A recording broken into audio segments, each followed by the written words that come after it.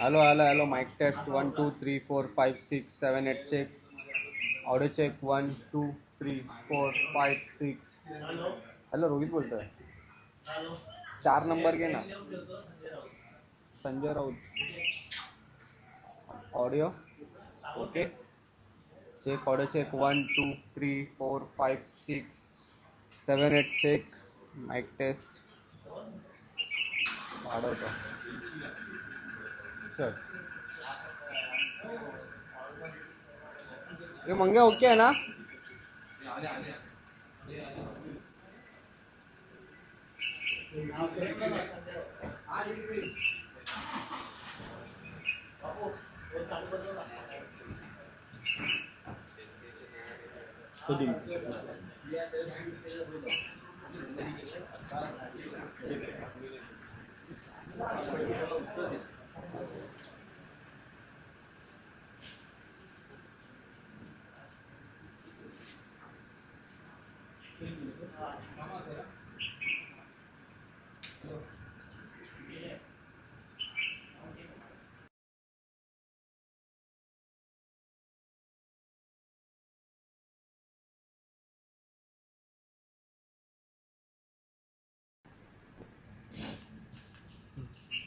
बोला.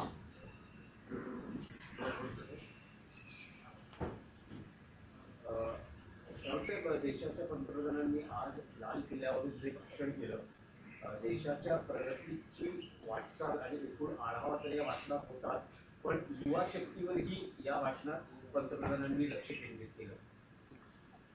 आज देशाचा 80वा स्वातंत्र्य दिवस आणि या दिवसासाठी हा दिवस यावा म्हणून या देशातल्या हजारो लाखो युवा शक्तीत महात्मा गांधी, पंडित जवाहरलाल नेहरू, सरदार पटेल, मौलाना अब्दुल कलाम आझाद अशा असंख्य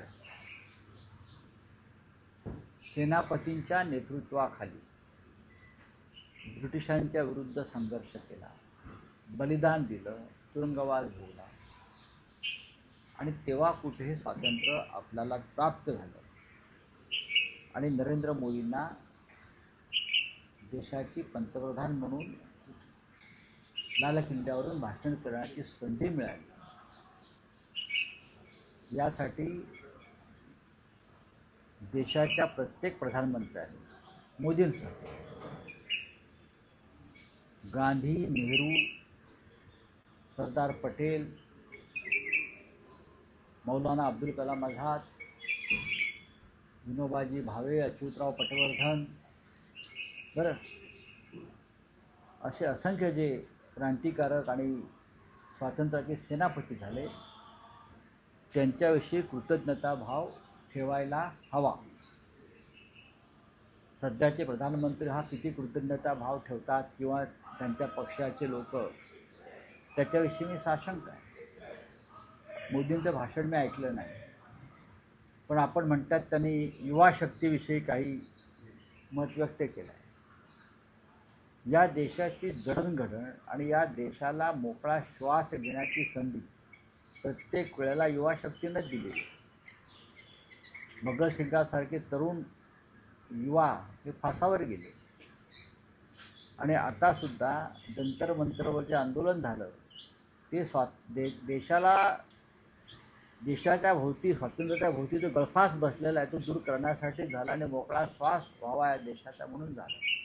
त्याच्यामुळे युवा शक्तीनं या सरकारला गदागदा हलवला आहे आणि म्हणून देशाच्या प्रधानमंत्र्यांनी युवा शक्तीचे आभार मानले आहेत. त्याबद्दल मी त्यांचे आभार मानतो. हा देश कायम युवा शक्तीच्या माध्यमातूनच पुढे गेला. त्याच्यामुळे ज्यांचं वय 75 वर्ष आहे त्यांनी सत्ता त्याग करून युवा शक्तीच्या हाती सत्ता दिली पाहिजे. ही आपल्या देशाच्या स्वातंत्र्याला खरी मानवंदना राहील. त्यांच्या भाषणात आणखी एक महत्त्वाचा उल्लेख आहे की जागतिक संकटाच्या काळात जसे की कोरोना महामारी किंवा पश्चिम आशियातील संकट अशी अनेक संकट होती. या काळात विरोधकांनी देशात भीती आणि गोंधळाचं वातावरण निर्माण केलं. हे मोदी खोटं बोलतात लाल किल्ल्यावरून. किमान स्वातंत्र्य दिनी तरी खोटं बोलू नये. आज देशाचा स्वातंत्र्य दिन. हजारो लाखो तरुणांनी त्यांचा पवित्र आत्मा या देशासाठी बलिदान त्यांनी केलेलं आहे. त्यांचं स्मरण करण्याचं सोडून नरेंद्र मोदी जर अशा प्रकारचं वक्तव्य करत असतील तर ते आमच्या स्वातंत्र्य दिनाचं दुर्दैव आहे. मोदी ज्यांना आज विरोधक मानतायत, काँग्रेस पक्ष, समाजवादी पक्ष, डावे पक्ष, हे 3 पक्ष नसते देशाच्या स्वातंत्र्य चळवळीत तर मोदी या देशाचे प्रधानमंत्री म्हणून कधीच भाषण करू शकले नसते. कारण या देशाच्या स्वातंत्र्य लढ्यामध्ये भारतीय जनसंघ, राष्ट्रीय स्वयंसेवक संघ अशा लोकांचा कधी सहभाग नव्हता. किंबहुना त्यांनी चले जाव चळवळीला विरोध केला असं इतिहास पुराव्यासह सांगतो. त्याच्यामुळे जर मोदींचा आरोप काँग्रेस पक्षावर असेल तर ते स्वातंत्र्य लढ्याशी बेईमानी करत आहे. ते दुर्दैवानं आजच्या दिवशी म्हणावं लागतं आहे. या देशाच्या आमचे काँग्रेसशी 100 मतभेद असू शकतात, पण देशाच्या स्वातंत्र्य लढ्यातील काँग्रेसचं योगदान हे कोणालाही हिरावून घेता येणार नाही. आणि देशाच्या सध्याच्या प्रधानमंत्र्यांनी त्या स्वातंत्र्य लढ्याच्या तळपत्या सूर्यावर किती थुंकण्याचा प्रयत्न केला तरी हा स्वातंत्र्याचा सूर्य आकाशातून बरं का गर्जना करत राहील. हो, या देशाच्या स्वातंत्र्य लढ्यामध्ये कम्युनिस्ट, काँग्रेस आणि समाजवादी चळवळीतले लोक हे मोठ्या प्रमाणामध्ये नाही ते 100% होते. आणि भारतीय जनसंघ, राष्ट्रीय स्वयंसेवक संघ त्याच्यामध्ये उपस्थित नव्हता. आणखी एक त्यांनी देशातील राजकीय पक्षांना आवाहन केलं आहे की ते म्हणत आहेत की लोकसभा आणि विधानसभेमध्ये महिलांना 33% आरक्षण देण्यासाठी पुढे या. तुम्ही क्रेडिट घ्या, पण महिलांना प्रतिनिधित्व देण्यासाठी या संदर्भातले एक विधेयक संसदेमध्ये एकमतानं मंजूर झालं. महिला आरक्षणासंदर्भात 2023 साली. माझं देशाच्या पंतप्रधानांना एक आव्हान आहे, 2023ला मंजूर झालेल्या बिलाचं आपण अंमलबजावणी अद्याप का केली नाही याचं तुम्ही जर लाल किल्ल्यावरून उत्तर दिलं असतं तर आपण सत्यवादी आहात हे आम्ही जाहीरपणे सांगितलं असतं. महाराष्ट्राच्या राजकारणातला एक विषय आहे की सुप्रीम कोर्टात सध्या जी सुनावणी सुरू आहे शिवसेना पक्ष आणि चिन्ह या संदर्भात जी अंतिम टप्प्यात पोहोचली आहे. असं असताना देशाचे महाराष्ट्राचे मुख्यमंत्री फडणवीस यांचं एक मोठं विधान आहे की शिवसेना ही शिंदेंचीच आहे आणि राष्ट्रवादी काँग्रेस ही अजितदादांचीच आहे. 2024 साली जनतेच्या न्यायालयात हा निकाल लागलेला आहे आणि सर्वोच्च न्यायालयातही हाच निकाल लागला. जनतेचं न्यायालय हे नक्की कोणाला म्हणतात? ज्या जनतेच्या न्यायालयामध्ये फडणवीस आणि त्यांच्या लोकांनी 1500 रुपयाला मतं विकत घेतली. किती? 1500 रुपयाला मतं विकत घेतली आणि अत्यंत बोगस लोकांना सुद्धा त्या योजनेचा लाभ दिला. महिलांच्या योजनेचा लाभ पुरुषांनाही मिळू दिला, लाखो अपात्रतांना सुद्धा मिळू दिला. अशा लाखो लोकांना 1500 रुपये देऊन ऐन निवडणुकीमध्ये आपण एक विजय प्राप्त केला. ते भ्रष्ट जनन्यायालय आहे. भ्रष्टाचाराच्या माध्यमातून तुम्ही जनता न्यायालयाचा देखावा उभा करत असाल तर तुम्ही देशाच्या लोकशाहीवरती बरं का संकट आणताय. EVMचा घोटाळा करून तुम्ही हे जनता न्यायालय निर्माण केलेलं आहे. प्रचंड प्रमाणात भ्रष्टाचार करून त्या भ्रष्टाचाराचा पैसा मतदारांना देऊन तुम्ही या जनता न्यायालयाची निर्मिती केलेली आहे. आणि हाच निकाल सर्वोच्च न्यायालयात लागेल ही का धमकी आहे का? ही धमकी आहे का? एका बाजूला नरेंद्र मोदी सांगतात मी तुमच्या पाठीशी आहे, गद्दारांना सांगतात मी तुझ्या पाठीशी आहे. दुसऱ्या बाजूला महाराष्ट्रामध्ये राज्याचे मुख्यमंत्री सांगतात सर्वोच्च न्यायालयामध्ये सुद्धा आमच्या बाजूनच निकाल लागेल. तुम्ही काय सर्वोच्च न्यायालयाच्या प्रमुख न्यायमूर्तींना भेटून आलात का? त्यांना काय धमक्या दिल्या आहेत का? जनतेला कळू द्या. देशाचा स्वातंत्र्य दिवस आहे. या देशाला संविधान, लोकशाही आहे. या देशामधल्या संविधानिक संस्था या पंडित नेहरूंच्या काळापासून निष्पक्षपातीपणे काम करत होत्या, निवडणूक आयोगासारख्या आणि सर्वोच्च न्यायालयासारख्या, तुम्ही त्यांना भ्रष्ट करण्याचा आणि त्यांना दबावाखाली आणून निकाल देण्याचा प्रयत्न करत असाल तर या देशातली जनता ते सहन करणार नाही. लोक आता जागी झालेली आहेत. आपण काल लखनौला पाहिलं असेल, शाळेतली मुलंसुद्धा मोठ्या प्रमाणात रस्त्यावर उतरली आंदोलन करण्यासाठी. देवेंद्र फडणवीस, कृपा करून आपल्यावर म्हणजे तुमच्यावर संकट ओढवून घेऊ नका. बाकी जे काय इतर टोळ्या आहेत त्यांचं काय करायचं ते आम्ही बघू, फुटीर टोळ्या, तुम्ही त्यात पडू नका. हे तुमचं काम नाही. उगाच ओढून ताणून काही वेगळ्या गोष्टी करण्याचा प्रयत्न कराल तर ताणेपर्यंत तुटू नका, धमक्या देऊ नका. न्यायालयाला त्यांचं काम करू द्या. तुम्ही जी धमकी दिलेली आहे न्यायालयासंदर्भात की सर्वोच्च न्यायालयात हाच निकाल लागेल, हे आम्ही सर्वोच्च न्यायालयाच्या रेकॉर्डवरती आणणार आहोत.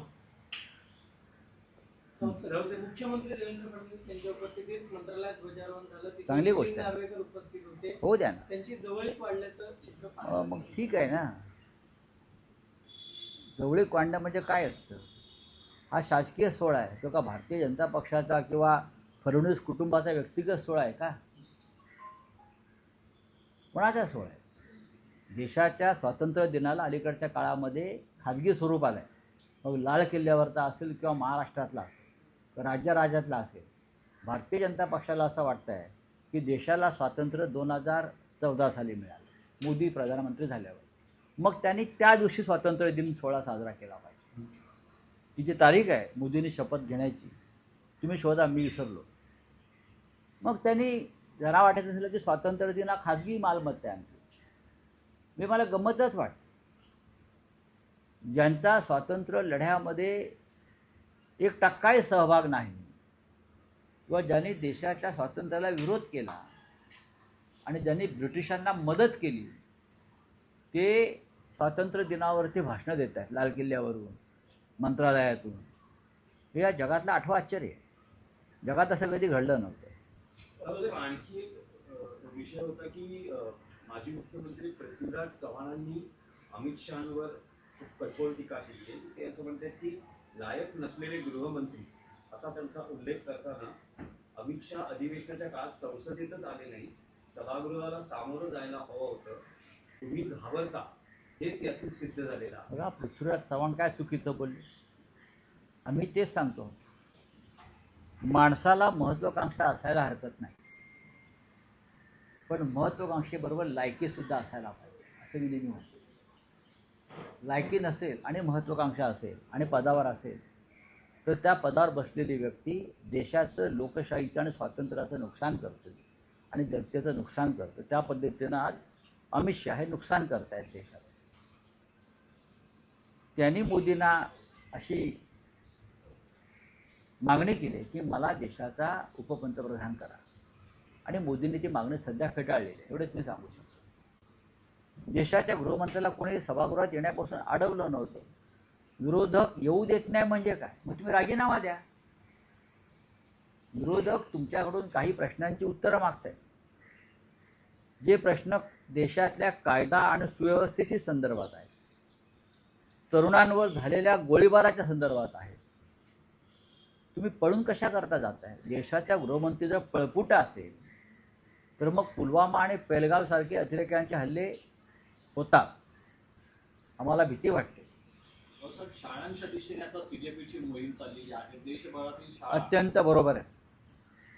देशभरातील शाळांची परिस्थितीवरती जर या तरुणांच्या संघटनेनं काही काम सुरू केलं असेल तर ते अत्यंत योग्य आहे.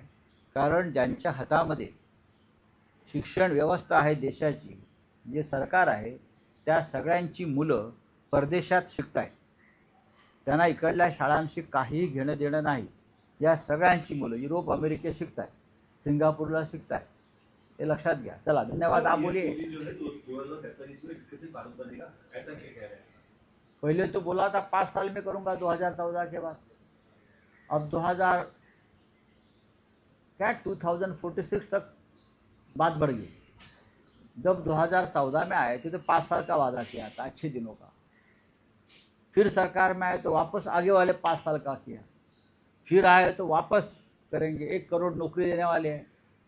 1 लाख लोगों को नौकरी अपने दी क्या अब तक 12 साल में? 2047 किसने देखा है भाई? आप भी नहीं देख पाओगे, आप 2029 नहीं देख पाओगे। प्रधानमंत्री जी और अमित शाह जी 2029 नहीं देख पाओगे। तो आप जनता को 2047 का झांसा दे रहे हो और लाल किले से झूठ बोल रहे हो, वो भी तिरंगा के नीचे। उनको कभी तिरंगा के प्रति ना प्यार रहा ना सम्मान रहा, इसलिए तिरंगा के नीचे खड़े होकर झूठ बोल रहे हैं देश के प्रधानमंत्री। सर बुलेटिन की एक बात और है, ये किसान भी है, फिर अपने स्टूडेंट्स हैं, फिर अपने हाँ तो गोली चलाओ स्टूडेंट्स के ऊपर, चलाया ना गोली आपने। स्टूडेंट्स के ऊपर गोली चलाई, किसानों के ऊपर गोली चलाई। अब बच्चे आए हैं लखनऊ में सड़क पर, उनके ऊपर गोली चलाएंगे ये लोग। ये देश का स्वातंत्र्य नहीं है, ये देश का संविधान इसके मान्यता नहीं देता। फिर भी ये लोग 12 साल से संविधान की धज्जियां उड़ा रहे हैं। ठीक है, थैंक यू।